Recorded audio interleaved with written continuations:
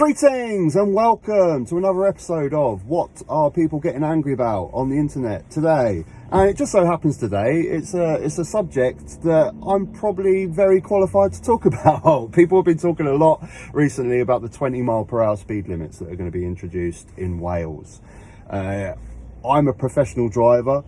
I drive in a city that has 20 mile per hour speed limit. So for once, I'm actually very qualified to talk about this subject. So I'm excited today. So the pros and the cons, the two sides of the argument here. So obviously the pro 20 mile per hour speed limit argument is it saves lives, it reduces casualties and car accidents in general. The argument on the other side is it's the nanny state telling us what to do, they're taking away our freedoms, and the cost as well. I think it's somewhere in the ballpark figure of about 32 million to implement this in Wales. So we're going to be looking at both of those. But first of all, I'm going to give my opinion, like I say, as someone that drives for a living. Every single day I'm driving in the city of Brighton that has 20 mile per hour speed limits. This road right now that we're driving on is 20 mile per hour speed limits. And as someone that drives every single day, my biggest bugbear about when I'm driving is people that drive too fast. It's people that drive too fast, don't leave themselves enough time to react to hazards coming their way. Driving around a city all day, that is my biggest bugbear. And my honest opinion, you don't need to drive over 20 miles per hour in residential areas and in cities like this. And to be honest, most of the time, even if I wanted to drive over 20 miles per hour, I couldn't because there's too much traffic.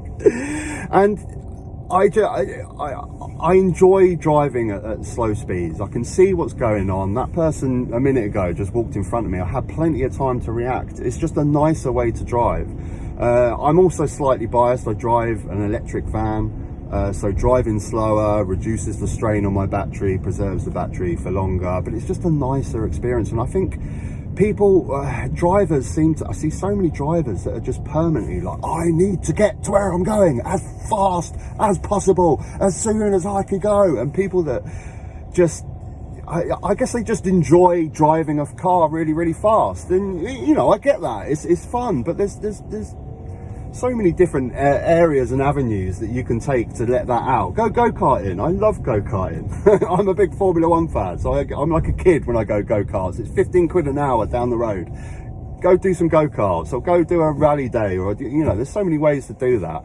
Don't do it on a residential. You don't need to drive over 20 miles per hour on a residential area. Now, the other thing is, it saves lives. It's just a fact. I mean, you can't dispute this. I'll put some links down below. There's numerous studies on this. All the different towns and cities in the UK that have implemented this, Newcastle, Portsmouth, Warwick, and of course here in Brighton, have shown that it's reduced casualties. It's reduced death by 20% in Brighton. I mean, just the pure fact that I don't know how that equates to the actual number of people that are alive right now. Say it's 4 or 5 people. If 4 or 5 people are walking around Brighton right now that wouldn't have been if we didn't have these 20 mile per hour speed limits, then it's worth it, isn't it? It's proof. It's proof. And I guess we look at the arguments on the other side. So, taking away our freedoms, I get this argument about taking away freedoms, but there's always the same argument in its place, isn't it? It's all good giving us freedoms, and we love to have freedom, but when it impacts other people's freedoms to live, then that's when it starts getting shady. And you know, you can look at it even more like, how far does it go? I mean, if we reduce the speed limit to 20 miles per hour across the board everywhere, on motorways, on everything, no one would die. You could solve car deaths straight away if you just everywhere was 20 mile per hour speed limit. But of course, that's when it starts impacting the economy. Businesses can't ship their stuff as quickly as possible. You get into a whole other ballpark thing. So the other argument on the other side is the cost, isn't it? 32 million to implement this in Wales, and it's a large amount of money. But I think we've kind of been trained in this country over the last 13 years of Tory austerity to just we're programmed to not think about preemptive policy. Okay, 32 million is a lot amount of money, but think about the savings in clear-up crews, in police, in healthcare for people that are involved in car accidents. You know, over time, this evens itself out. And like I say, we seem to just be completely programmed. This is where I'm delivering, folks. So I'm going to have to come back on this subject in 2 seconds.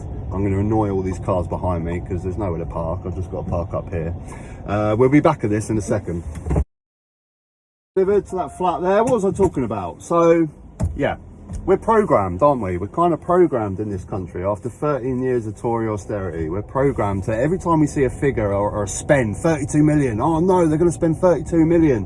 We're programmed to not want to spend any money. We can't spend any money, even though we're obviously going to recoup that money, like I say, from healthcare, from police, from clear-up crews, and also insurance claims. Insurance, the less accidents, the less we pay in insurance. But we're just so programmed in this country now to just shy away and feel so threatened by any sort of money spent.